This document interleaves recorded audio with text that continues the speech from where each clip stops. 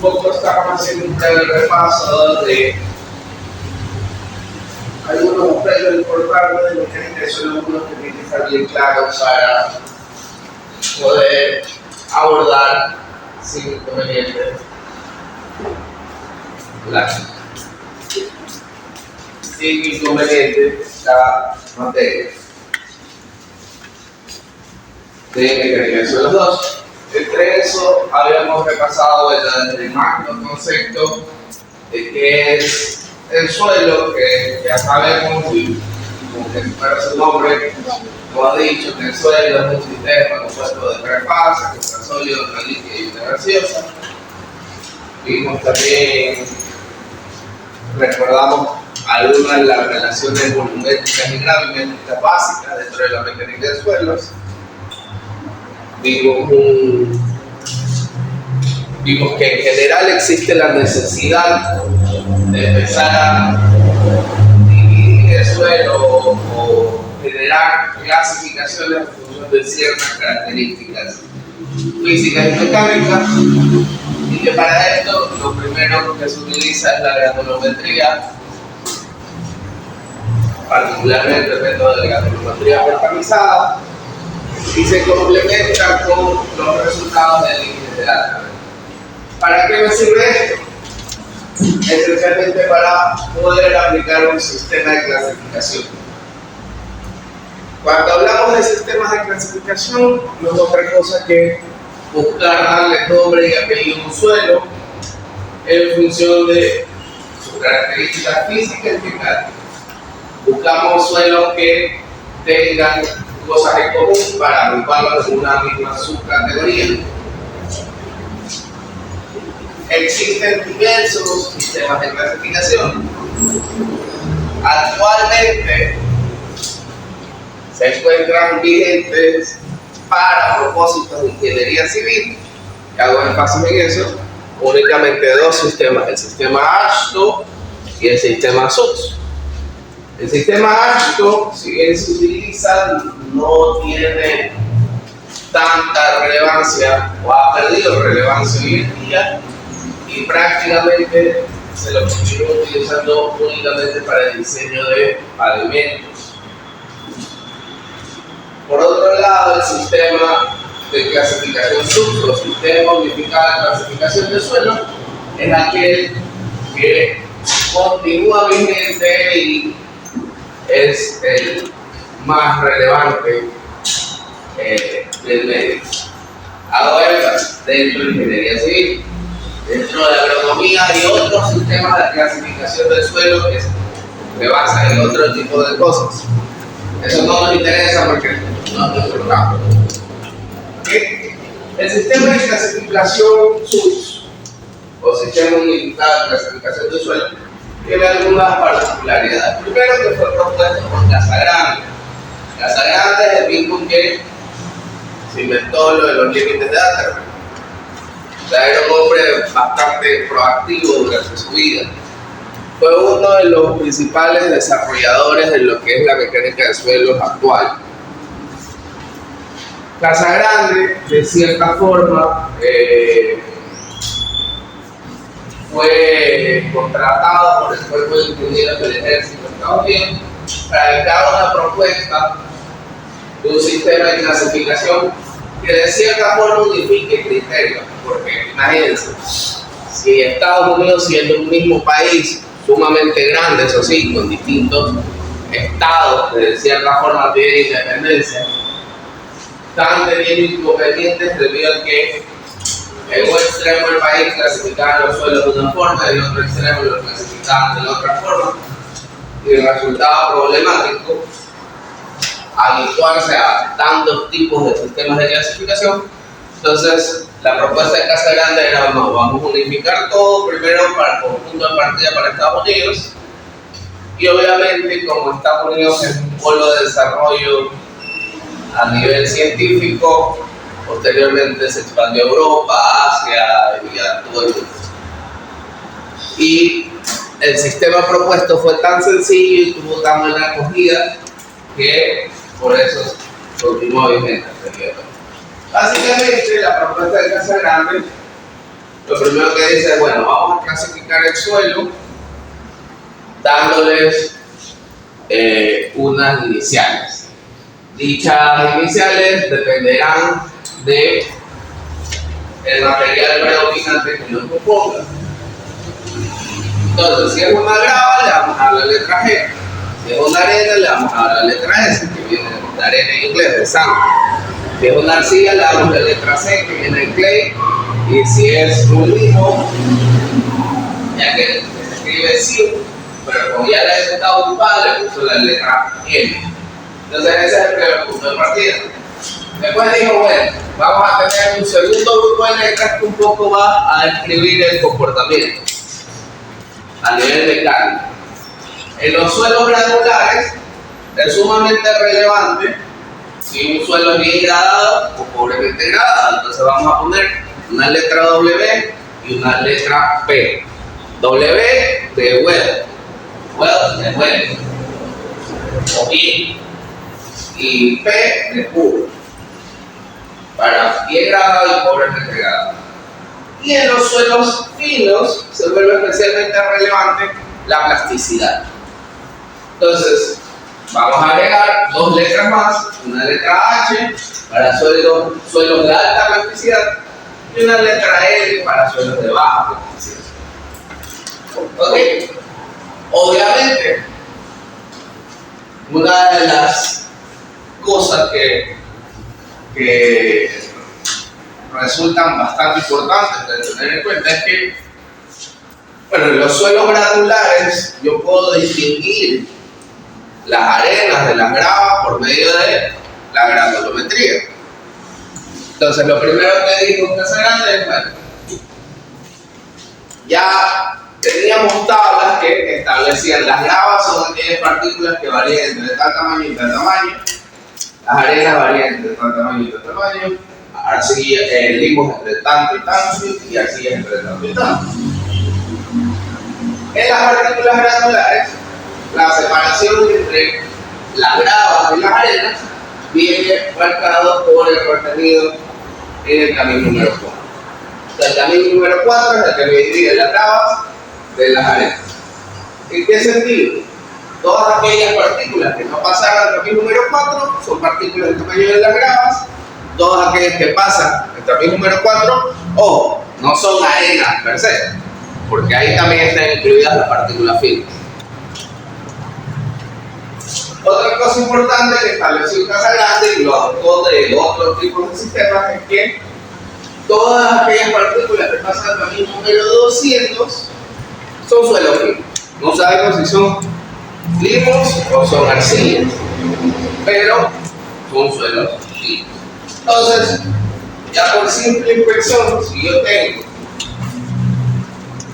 cuánto es el porcentaje de finos, significa que de un 100% la diferencia van a ser finos. Por lo tanto, si hago la resta, voy a obtener el porcentaje grueso, porque es lo mismo. El porcentaje retenido del camino 200 es el porcentaje grueso. Y aparte ya conozco el porcentaje de grava, conozco el porcentaje de grueso, lo resto, yo tengo el porcentaje de arena. Entonces hasta ahí nada de mayor complicación. La propuesta de Casagrande iba viento un poco, pero ahí se encontró con un problema. ¿Cuál fue el problema? ¿Alguien me lo puede decir? Que no podemos diferenciar entre arcilla y limos. Correcto. No podemos diferenciarlo por medio del ensayo de granulometría cuantificada, debido a que el tamiz más pequeño que se usa comercialmente es el tamiz número 200. Hay hasta un tamiz número 300 que prácticamente no se usa, pero no es suficiente para separar los limos de las arcillas. Son partículas muy chiquitas. Entonces, en esos casos, posteriormente nació un ensayo, no, mejor dicho, no es posterior, ya existía. Hay un ensayo de granulometría por hidrómetro. Es un ensayo especial que esencialmente nos sirve para separar las partículas del tamaño del limo de las partículas del tamaño de la arcilla. O sea, ya tengo una diferenciación física a nivel de tamaño, porque esa es la principal diferencia. Los limos son más grandes que las arcillas. Pero no es un ensayo que lo hago todas mis muestras, no es un ensayo práctico de usarlo para la mecánica del suelo del día a día y nadie lo usar. Entonces, ¿qué hizo Casagrande? Dijo, bueno, tiene que haber una relación entre el tamaño de las partículas de limbo y arcilla con la plasticidad. Y empezó a hacer ensayos de hidrómetro y aparte límite de datos. Y empezó a graficar límite líquido versus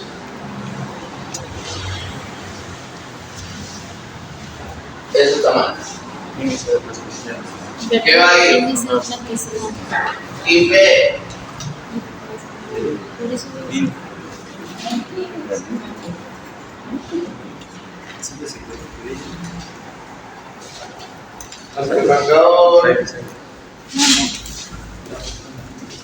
Índice de plasticidad.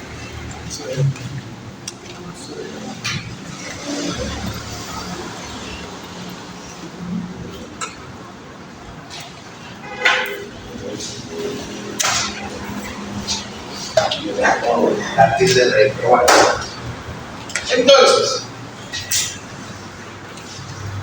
límite líquido versus el IPL o índice de plasticidad, que sabemos que el índice de plasticidad ¿qué es?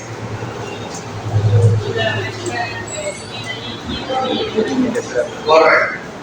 Siempre va a ser un valor positivo porque el límite líquido siempre va a ser mayor que el límite blanco. Entonces, Casagrande empezó a de un sinnúmero de muestras, empezó a graficarla y se dio cuenta que todas aquellas que son del tamaño de partículas finas, del tamaño del limo era predominante, se agrupaban en esta zona superior, en las que el tamaño del que todas aquellas en las cuales el tamaño de partículas de arcilla eran predominantes se agrupaban en la parte superior de este gráfico y los limos se agrupaban en la parte inferior y que más o menos se podría trazar una línea que diferencie los limos de las arcillas. Entonces cogió y estableció la siguiente línea de tendencia denominada línea A, la cual al ser una línea recta, esencialmente nos da una ecuación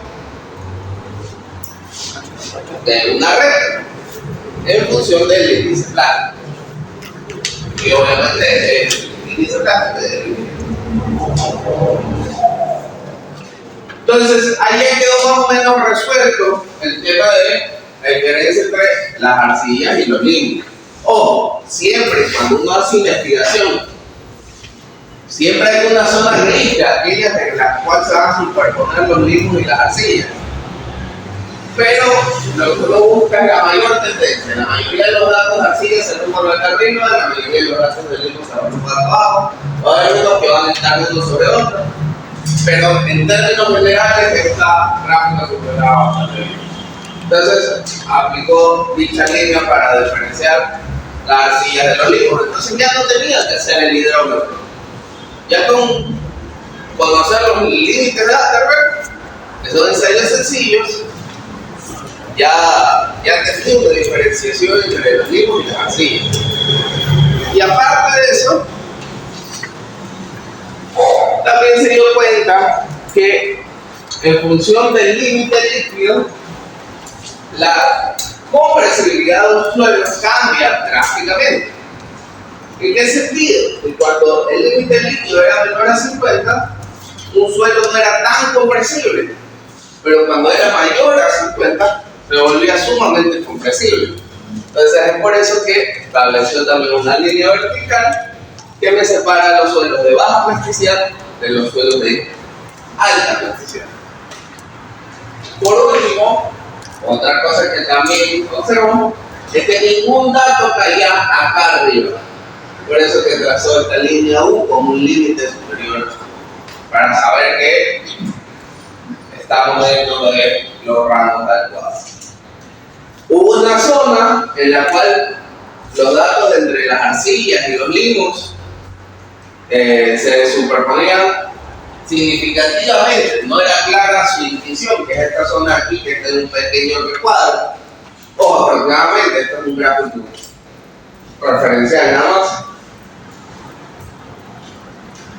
Entonces, en este caso no se complicó la vida y le dio doble clasificación. Así, porque no se sabe. Entonces, ya con este gráfico, del cual no he dicho el nombre, porque quiero que me lo digan ustedes, ¿cómo se llama? Correcto.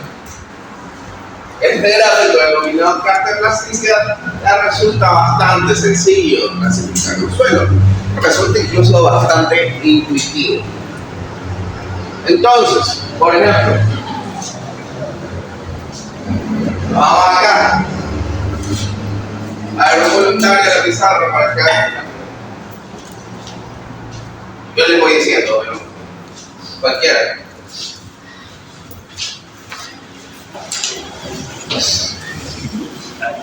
Tenemos un suelo, el cual vamos a clasificar.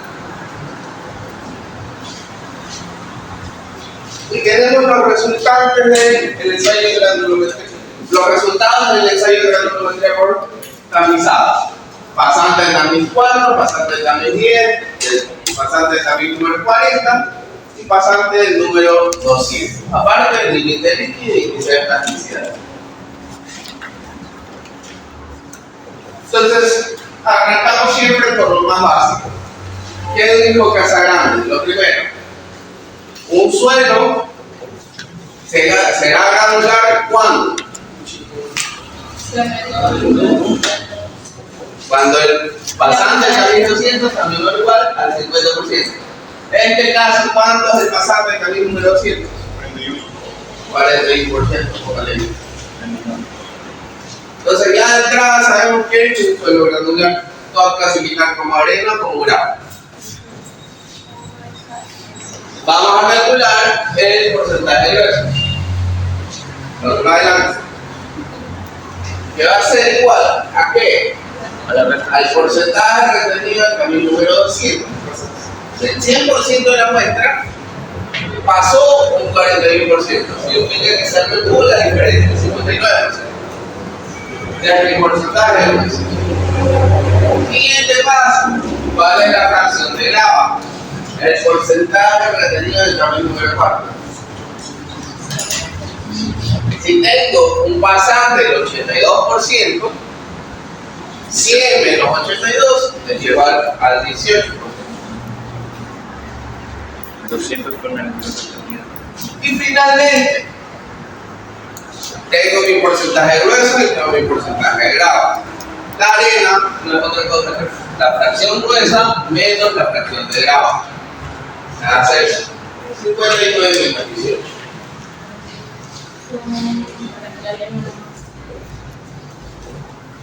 Ok, entonces, por simple inspección, ¿cuál va a ser la primera letra de nuestra clasificación SUT? Va a ser una letra S porque predomina la arena. ¿Ok? Hay unos abacos que complementan el sistema de clasificación que dicen esencialmente que en los suelos granulares hay 3 ramas para la clasificación. La primera, cuando el contenido de pinos es menor, ¿a qué porcentaje? 5%. La segunda, cuando está entre el 5 y el 12%. Y la tercera, que es cuando el contenido de pinos es mayor al 12%. ¿Cuál es nuestro caso? Esencialmente el tercero. Y en ese caso en particular, lo que nos dice es que la segunda letra será impuesta por el tipo de pinos que se contenga en la muestra. Y para saber el tipo de pinos, ¿qué hacemos? Vamos a la carta de plasticidad. Entonces, no importa si el pino es de baja plasticidad o de alta plasticidad, en este caso es un material de baja plasticidad. Entonces, vamos a ingresar a la carta de plasticidad con un límite líquido de 31 y un índice plástico de 12.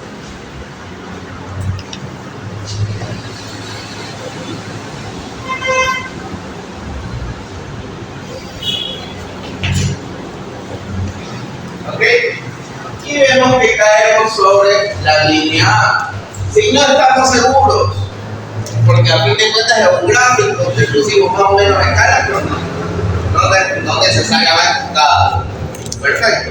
Podemos calcular cuánto es el índice plástico que corresponde a la línea A para un límite líquido de 20. Perdón, un límite líquido de 31.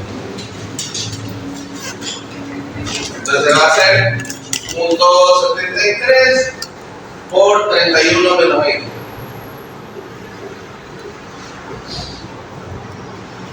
¿Cuánto da eso? 8.03. 8.03 y el valor que yo tengo del índice plástico es de 12. Por lo tanto está por arriba del valor calculado, lo que significa que estamos lidiando con una arcilla. ¿Ok? Entonces, acorde a lo mencionado, ¿cuál va a ser la segunda letra del sistema de clasificación?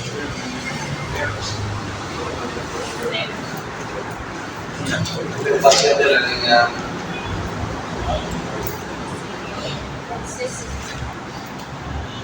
La línea ya es la ecuación y le define la multiplicación.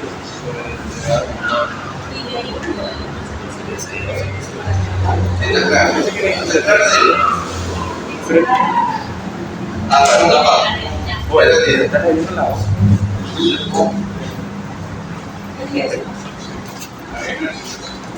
Con la ecuación dada, el trazo de una recta. Y digo, bueno, ¿cuál es la ecuación de esta recta? Entonces, como dos puntos. La ecuación de la recta pendiente,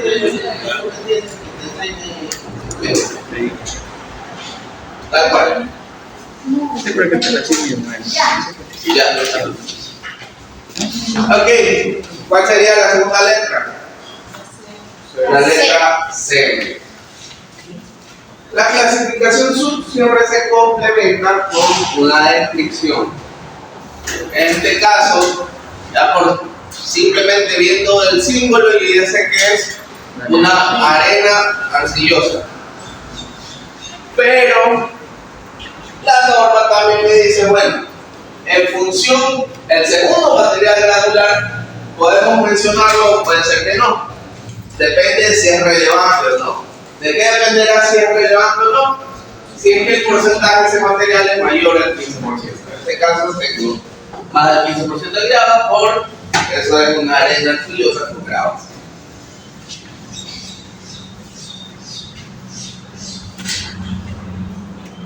Perfecto.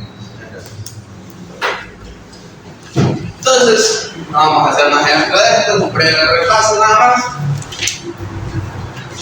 Pero es un sistema bastante intuitivo. Si ya uno se aprende los lineamientos básicos del sistema de clasificación, resulta bastante fácil de implementar. Y una ventaja de esto también es que es fácilmente programable, ya sea en una hoja de Excel o en cualquier tipo de medio de procesamiento. Porque ya chévere, aquí en aula hacemos un par de ejercicios, pero cuando le toque procesar una perforación de 100 metros con 200 muestras, ir haciendo esto 200 veces ya se vuelve tedioso y probablemente lo equivoquemos. Pero si tenemos un formato en Excel, como mínimo en Excel, ya es cuestión de poner un par de condicionales y listo. Y tenemos nuestra propia clasificación. Entonces resulta bastante fácil de implementar. Y eso es una ventaja.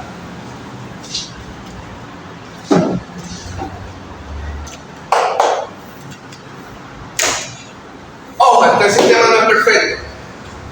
Y ya lo comento por si acaso, pero años después se dieron cuenta que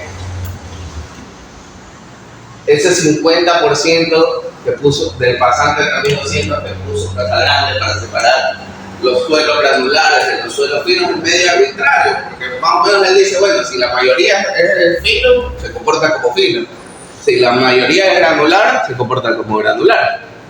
Pero esa fue la lógica que aplicó.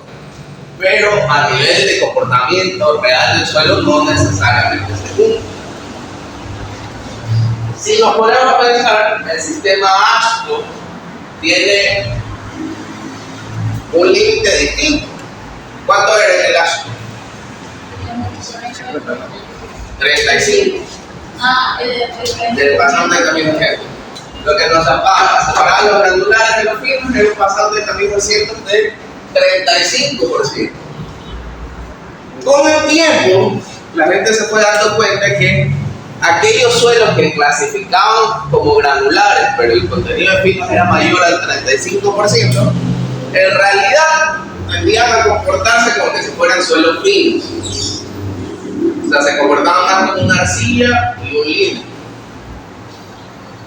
que como una arena o una grava. ¿Por qué?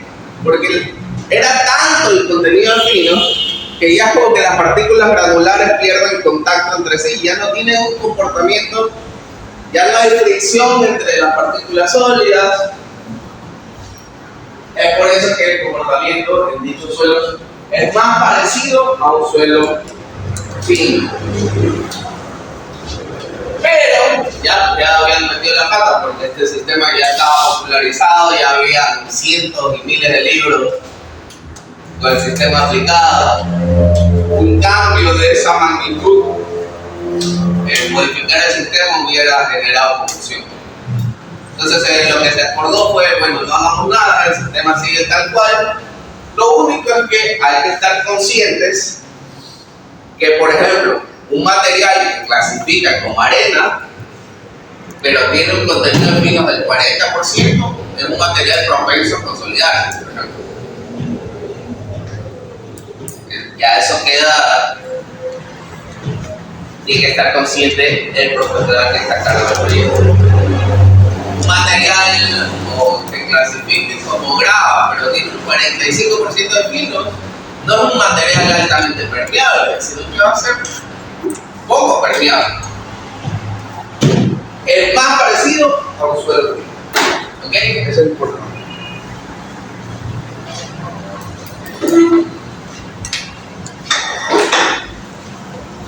El esfuerzo vertical total producto de sobrecarga externa.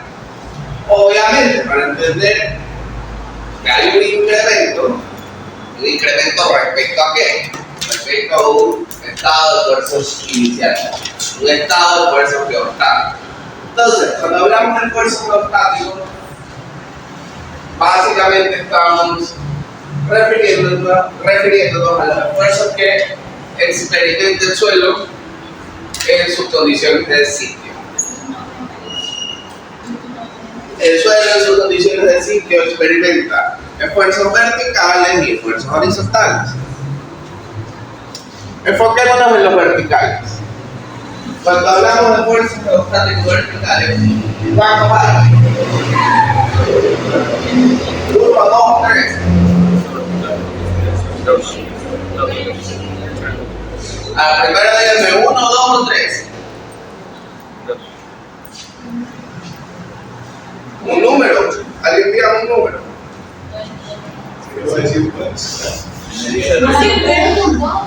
Cuatro.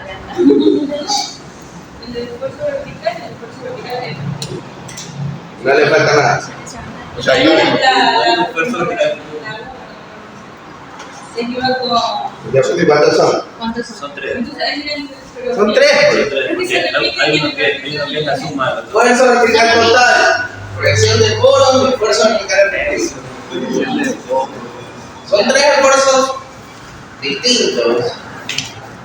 Están relacionados, sí, pero son distintos.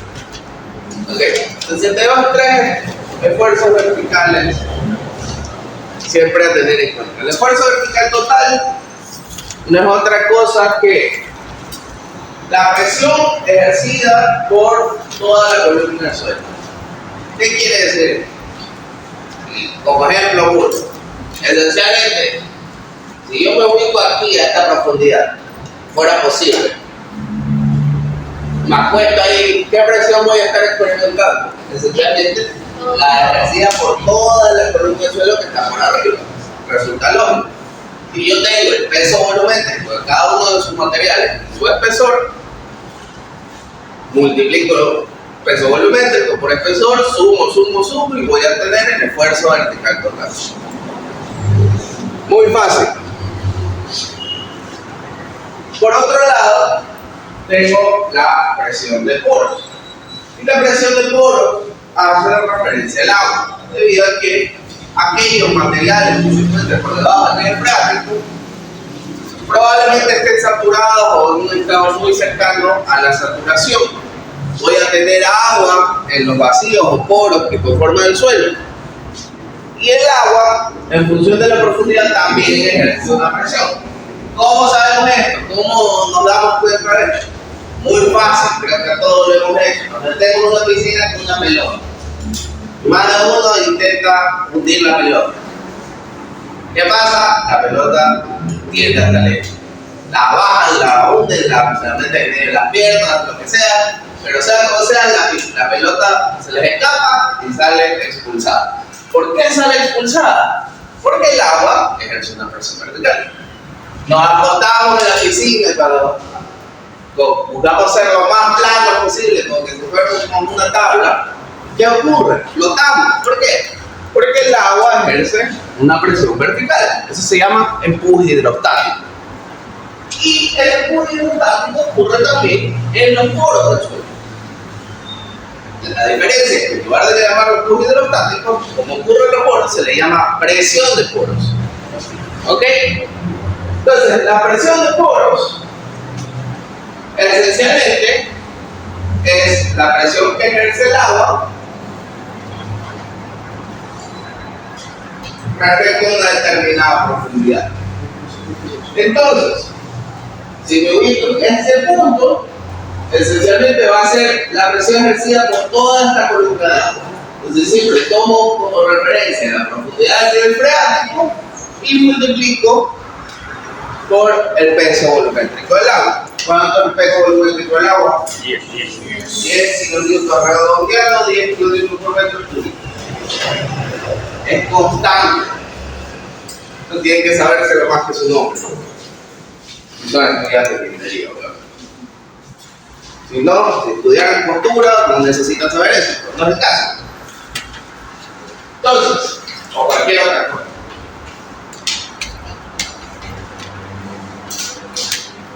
Entonces, tenemos esfuerzo vertical total, presión de poros.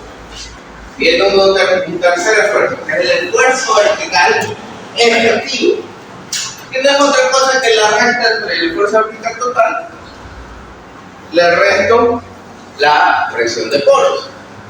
Si se ponen a pensar, es como que si yo hiciera un diagrama de cuerpo libre, el esfuerzo vertical total va hacia abajo, la presión de poros va hacia arriba, se contrarrestan, el efectivo es la diferencia de ambos. ¿Ok? Teniendo esto en cuenta,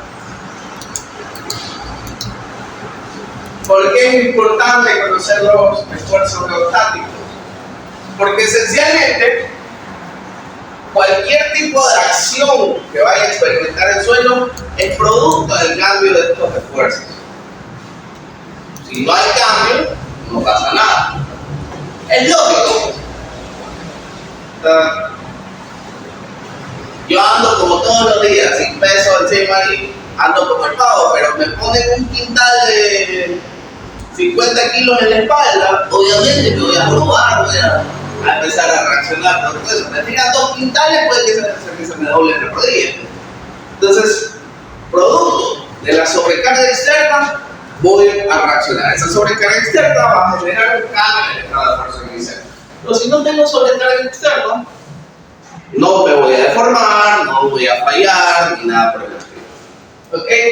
Entonces, pero por eso resulta fundamental conocer el estado de fuerza inicial, porque ese es mi punto de partida, esa es mi radiografía inicial respecto a los esfuerzos.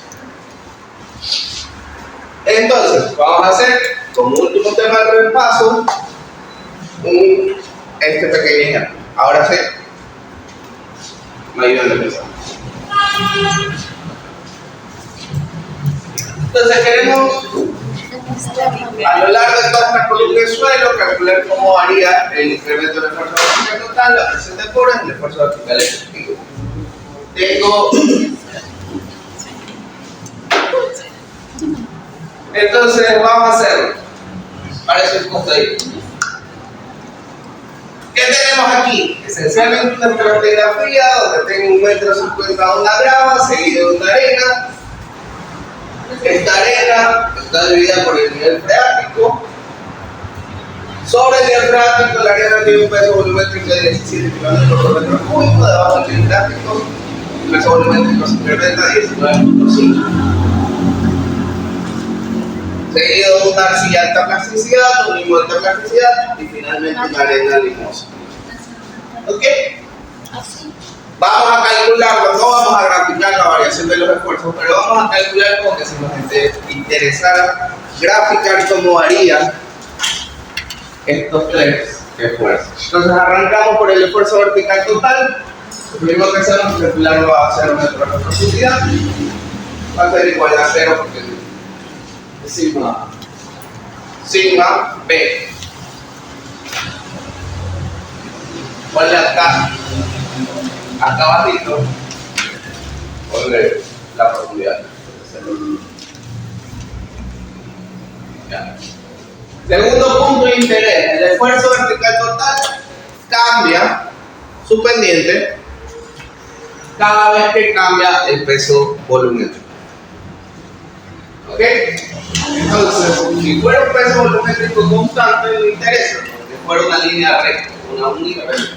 En este caso, a 1,50 m de profundidad va a haber un cambio en la pendiente. Entonces, sigma B a 1,50 m es igual a 1,50 por 18,5.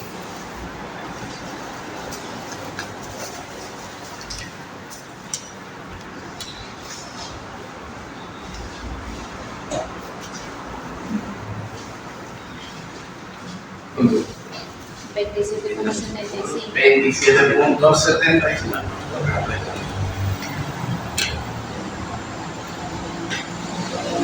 Siguiente punto de interés. Para el esfuerzo vertical total, en realidad no tenemos la obligación de calcular aquí donde se encuentra el nivel freático. ¿Por qué? Porque no hay cambio. Sí hay un cambio en el peso volumétrico. Entonces lo vamos a calcular ahí. Pero supongamos, si no hubiera habido cambio, igual lo calculamos ahí, porque después necesitamos calcular el esfuerzo vertical. Entonces calculamos ahora a 2 metros de profundidad. Va a ser 27.75 más 17 por 0,5.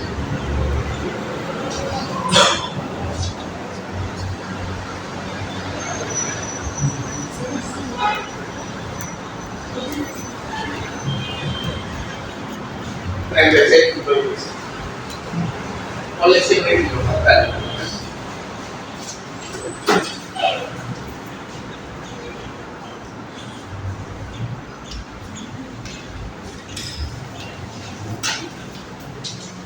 Ahora vamos a los... No. Tengo 1,50 más 3, 4,50.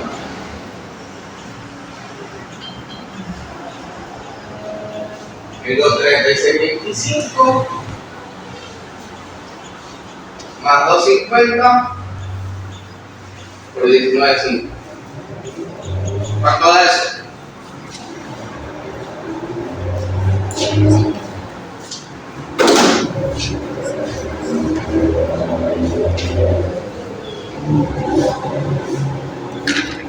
$85.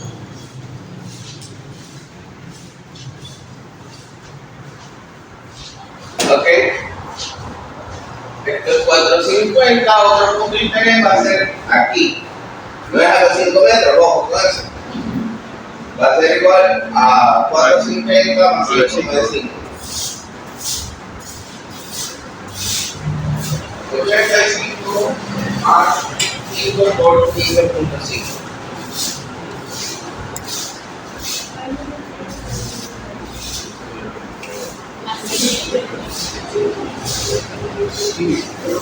Cinco.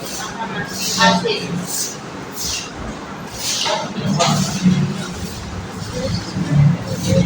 $162.5. Ingeniero. ¿Le hay alguno malo? ¿Usted por lo que Pues, no, o sea, no se supone que cuando hay nivel fuera, tipo, se la en el efectivo?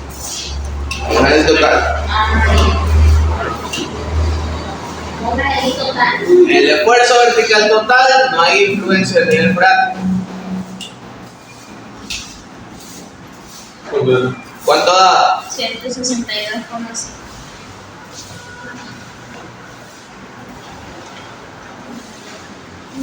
Siguiente punto. 19.5 más 6 es 15.5.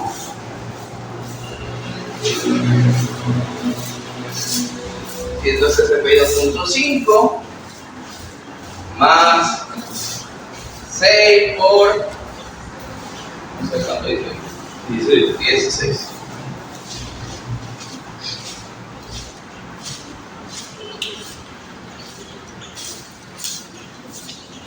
$258,5. Finalmente, calculemos hasta los 20 metros de profundidad. Y más B, 20. Ya ahí, los guantes se incrementa linealmente. Y más B, 20.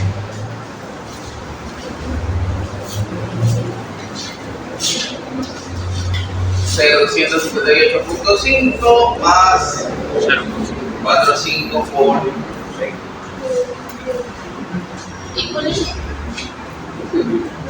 ¿Y? ¿Por qué 20? Porque quiero 20, puede ser 25, puede ser 30. Es un valor que usted le está dando. Como para terminar el... No, es un valor que le está dando, pero es porque fuera la última raya. No es que no la No, 20 porque es su volumétrico está especificado. 50 de esa. No tiene que ser 20, puede ser cualquier valor. A lo que voy es que a partir de ahí, a partir de este punto, esta pendiente se mantiene uniforme. Puede ser 18. Con criterio.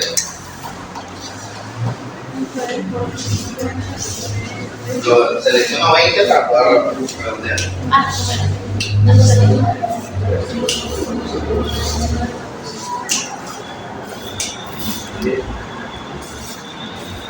¿Cuánto da? 348,5. Ok. Listo, pongamos al lado presión de poros. Está bien fácil de calcular.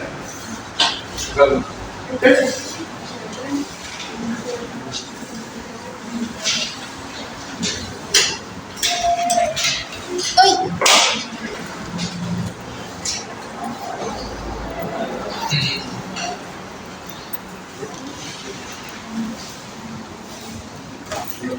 Listo. 0 es igual a 0.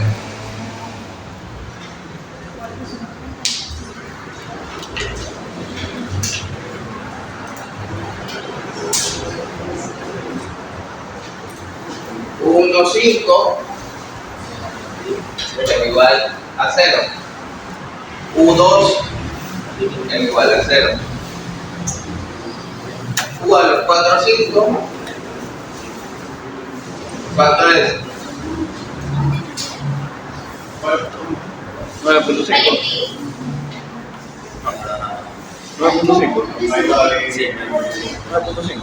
9.5 por 2.5. 2.5 por 10. Ah, bueno, 2.5 por 10 me da 25. Sí, A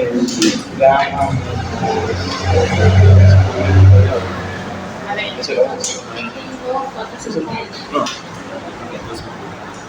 Ok, a los 9.5 metros. O sea, 7.5 por 10.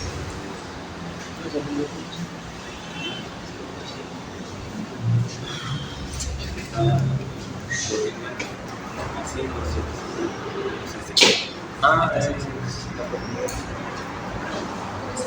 Ah.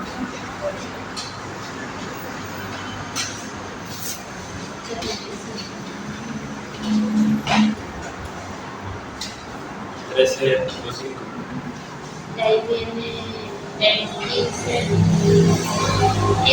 Ahí es 6 más 5 más 250. ¿Saben qué? 6 más 5 más 250.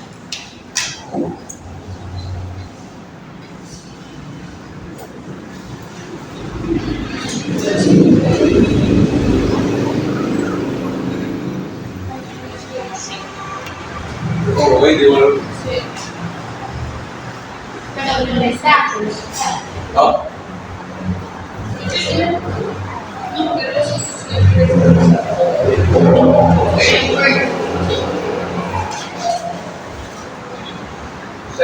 ¿Cuánto? 18%. ¿Qué le falta? Quedan 10. Es que estamos restando el nivel freático, entonces no sería. Perdón. Ok, falta el efectivo. Perdón. Sí, más primavera. Ya simplemente la regla. Sobre el nivel freático, sabemos que la presión de poros es igual a 0, por lo tanto, sigma prima B es igual a sigma B. Bajo el nivel freático y ya no se cumple.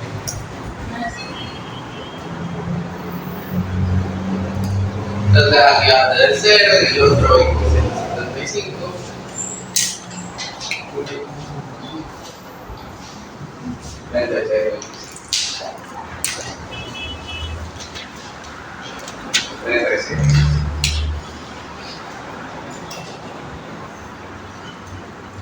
A los 4,50 vas a tener 85 menos 25. Eso te hace 0. Y así sucesivamente. Sabemos claramente que esta es una forma de hacerlo. Si me hubiera interesado únicamente el esfuerzo vertical efectivo, lo hubiera calculado directo utilizando el concepto de peso volumétrico efectivo. ¿Qué quiere decir eso? Que aquellos materiales que se encuentran por debajo del nivel freático, el peso volumétrico efectivo es igual al peso volumétrico total menos el peso volumétrico del agua, que es lo que ustedes decían.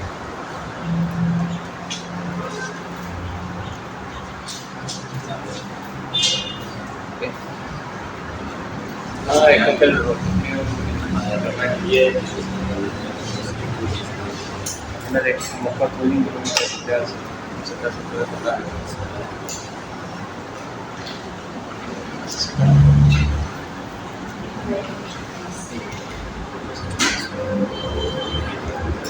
Claro, el último de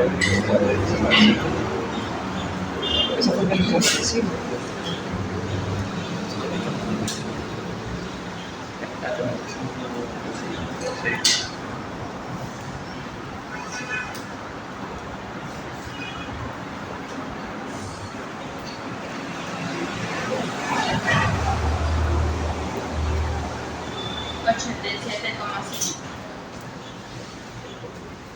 ¿Y cuánto?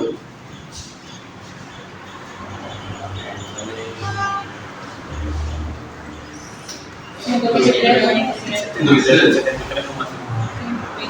123,5. Entonces, 168,6. Perfecto. Ya llegó el cabrón alemán.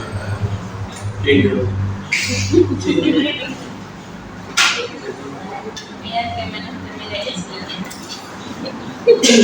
Ok. A ver, entonces, para transicionar al siguiente tema. Entonces, yo te aviso. Cada esfuerzo geostático. Esta es mi radiografía inicial, mi punto de partida. Y aquí pueden ocurrir 1000 cosas en este sitio. Ustedes, pongamos que este es un terreno en el cual yo lo tengo disponible, hice una perforación, obtuve esta muestra, la llevé al laboratorio y obtengo esta columna estratigráfica característica. He calculado los esfuerzos geostáticos, lo puedo dibujar muy efectivamente. Como varía versus la profundidad. Este es mi punto de partida. Y a partir de aquí, el cielo es el límite. ¿Qué voy a construir? Puede ser cualquier cosa, no sé. Puedo poner un poste de luz, puedo construir encerramientos del terreno, puedo construir una casa, puedo construir un edificio, puedo colocar un relleno en toda el área, porque es un sitio bajo, entonces quiero colocar 3 metros de suelo para rellenar el sitio, etcétera, etcétera. Y todo eso es sobrecarga. Entonces, teniendo en cuenta que producto de una sobrecarga externa, el suelo va a reaccionar. Los investigadores se dieron cuenta que dependiendo la forma que reaccionaba el suelo dependía primero del tipo de sobrecarga y también de la magnitud de la sobrecarga. Y también se pusieron a pensar y dijeron, bueno, hay sitios en los cuales tengo depósitos de suelo infinitos, pero llega a partir de un punto en el cual el suelo ya ni se entera de que le están aplicando esfuerzo cerca de la superficie. Entonces nace la necesidad de representar el efecto que genera esta sobrecarga versus la profundidad, porque el incremento del esfuerzo vertical total no se mantiene hasta el equilibrio, sino que se va reduciendo a medida que se incrementa la profundidad. No solamente la profundidad, también la distancia. ¿Qué quiere decir esto? Si mi casa está ubicada aquí donde yo estoy parado y construyen algo a 3 cuadras de distancia, a mí que me importa, ni me voy a enterar. Pero si vienen y me construyen al lado, ahí a 5 centímetros está la pared del vecino, puede ser que la sobrecarga que caracteriza su vivienda influya en el terreno debido a la cercanía. Entonces hay un efecto espacial, tanto en el plano como versus la profundidad, que es la integridad. Entonces, teniendo en cuenta esto, el señor Boussinesq, o Boussinesq, también le dice mucha gente, la verdad no sé cómo se pronuncia, es francés, pero en 1800 algo propuso una ley para el cálculo del incremento del esfuerzo vertical total producto de sobrecargas externas en el suelo. Obviamente, para poder llegar matemáticamente a una estimación de este incremento, se tocó hacer algunas hipótesis que de cierta forma buscan simplificar el suelo. ¿En qué sentido? Lo primero que él dijo es, bueno, vamos a asumir que el suelo es completamente uniforme. Es decir, esto aquí es lo que tenía de heterogeneidad. Consideraba que todo es igualito. Vamos a considerar que el suelo es isotrópico. ¿Qué quiere decir eso? Que sus esfuerzos son iguales en todas sus direcciones. Y sabemos que el esfuerzo vertical total no es igual al horizontal. Eso también se sabe hoy en día, pero a él le tocó hacerlo porque si no era un problema que no podía resolverlo en 1800. Pues vas a pensar que no tenía ni una calculadora como herramienta. Entonces, que el suelo es un medio homogéneo, es un medio semi-infinito, que es un medio isotrópico, que es un medio, que es un material elástico. Ahí no había consolidación ni nada por el estilo. Pero bueno, a partir de todas estas hipótesis, pudo matemáticamente formular una expresión. Una expresión lo suficientemente simple que nos permite tener una buena aproximación del incremento del esfuerzo vertical total, producto de distintos tipos de sobrecargas, y que sigue vigente hasta el día de hoy, por más simple que sea. Se han sacado una serie de leyes para el cálculo de este incremento del esfuerzo vertical total, bastante más sofisticadas, que toman en cuenta algunas de las cosas que Bucinet simplificó en el momento en que propuso todas estas hipótesis. Y sí hay diferencias, pero no son tan significativas como para decirlo, lo de Bucinet no sirve. Por eso sigue vigente hasta el día de hoy. De hecho también es interesante, algo formulado en 1800, estamos en 2023, sigue completamente vigente y me quedé que el suelo. Entonces, ¿qué quiere decir eso? Que los principios básicos no cambian. Puede haber cosas más sofisticadas, sí, las hay, pero hay que entender principios básicos, que resulta ser bastante útil. Entonces, vamos a ver el día de hoy el incremento de fuerza vertical total producto de una carga sobrecarga puntual.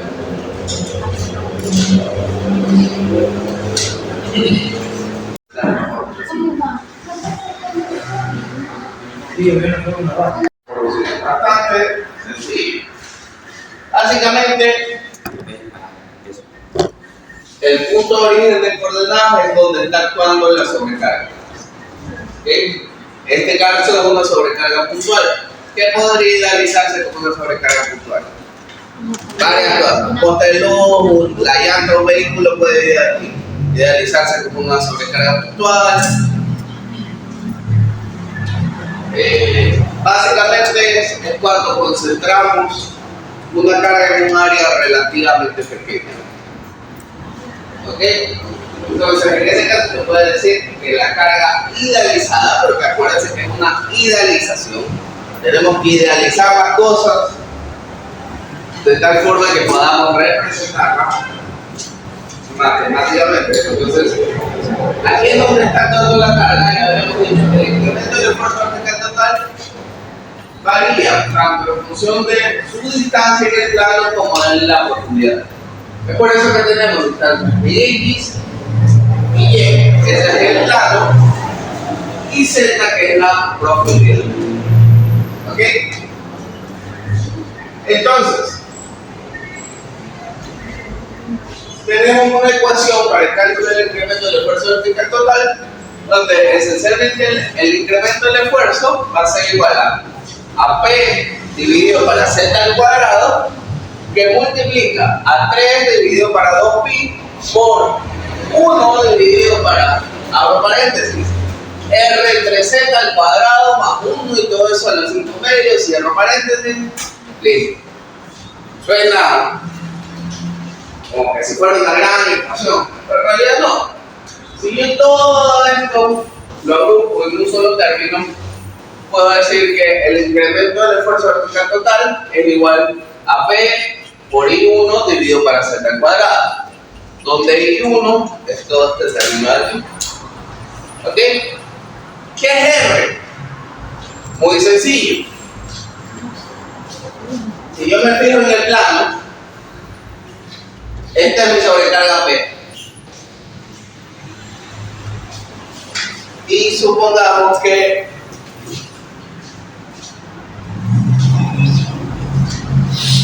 mi casa va a estar construyendo.